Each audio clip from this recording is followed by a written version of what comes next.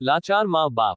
अगर आप अपने माँ बाप से सच्चा प्यार करते हो ना तो इस 2 मिनट की कहानी को पूरा जरूर पढ़ना, और अगर अंदर से एक आवाज आए तो ये कहानी अपने उन कमीने दोस्तों को जरूर शेयर कर देना जो जिद करते हैं खुद से अपनी सफलता के लिए नहीं, अपने माँ बाप से अपने शौक पूरे करने के लिए। एक लड़के ने अपने पिता से कहा, पापा मुझे नया मोबाइल चाहिए। पिता ने कहा, बेटा अभी कुछ वक्त रुक जा, फिर तुझे एक नया मोबाइल दिल दूंगा। बेटे ने कहा, आपके पास मेरे लिए कभी पैसे नहीं होते हैं, मेरे सब दोस्त अच्छे रहते हैं, किसी के पास कोई कमी नहीं है, केवल मेरे पास ही हर चीज की कमी होती है। अब आप बच्चे पैदा करना बेहद आसान है लेकिन उन्हें पालना बेहद मुश्किल जब आप मेरी जरूरत पूरी कर ही नहीं सकते। तो क्या मतलब इस घर में रुकने का? मैं घर छोड़कर जा रहा हूँ। बेटा रुक जा, मेरी बात तो सुन, हम तुझे दिल देंगे। माता और पिता ने बेटे को रोकने और समझने की काफी कोशिश की लेकिन वो नहीं रुक। गुस्से में उसने बैग पैक किया और घर से निकाल पड़ा। लेकिन घर से निकलते वक्त गलती से उसने अपने पिता की डायरी अपने बैग में डाल ली। पिता की आदत थी कि वह हमेशा डायरी लिखा करते थे और उनकी डायरी को छूने की परमिशन किसी को भी नहीं थी। लड़का घर से काफी दूर आ गया और थक कर बैठ गया। जब उसने वो डायरी देखा तो उसने सोचा, आखिर मिल ही गया खजाना। आज पता चल जाएगा कि मेरे पिताजी ने कहां कहां दौलत छुपा रखी है और उन्हें किन किन लोगों से पैसे लेने हैं, और सरा का सरा लेखा झुका आज मुझे मिल जाएगा।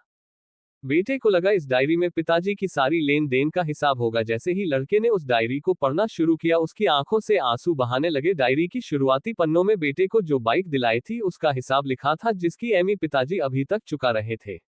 दूसरे पन्नों में उसके कॉलेज की फीस और एडमिशन का कर्ज लिखा था कि इन इन लोगों को इतने पैसे वापस देने हैं, और सबसे आखिरी पन्ने पर लिखा था कि बेटे को अब मोबाइल दिलाना है, उसके लिए मुझे कौन कौन उधार दे सकता है। उन सभी लोगों के नाम लिखे हुए थे। बेटे ने जैसे ही सब पढ़ा वो पागलों की तरह रोने लगा और रोते रोते दौड़ता भगता घर आया। जैसे ही उसने घर आकर देखा तो उसके माता पिता एक कोने में बैठकर रो रहे थे। बेटा अपने पिता के पैरों में गिरकर रोने लगा कि पिताजी मुझे माफ कर दो। पिता ने कहा, बेटा तू मत रो, तुझे मोबाइल मिल जाएगा।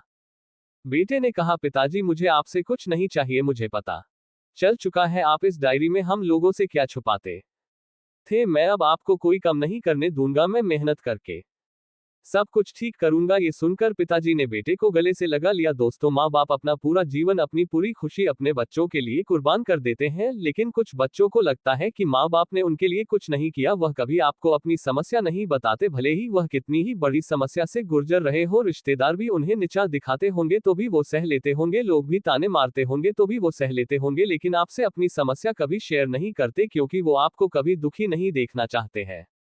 अब आपका फर्ज बनता है अपने माँ बाप को अच्छी तरह रखना और उन्हें सुख देना ताकि वो भी अपने जीवन का बचा हुआ समय सुख में गुजर सके। यदि आप अभी भी नींद में सोए हो तो आप जग जाए और अपने शौक पूरे करने पर नहीं, अपना करियर बनाने पर ध्यान दीजिए, क्योंकि अगर आप अपने माँ बाप के रहते कुछ नहीं कर पाए तो बाद में आप सोने का महल भी बना लोगे ना, उसमें भी आपको नींद नहीं आएगी। अपने जीवन में कुछ बेहतर कर लीजिए ताकि आपके माता पिता को उम्र होने के बाद भी काम ना करना पड़े।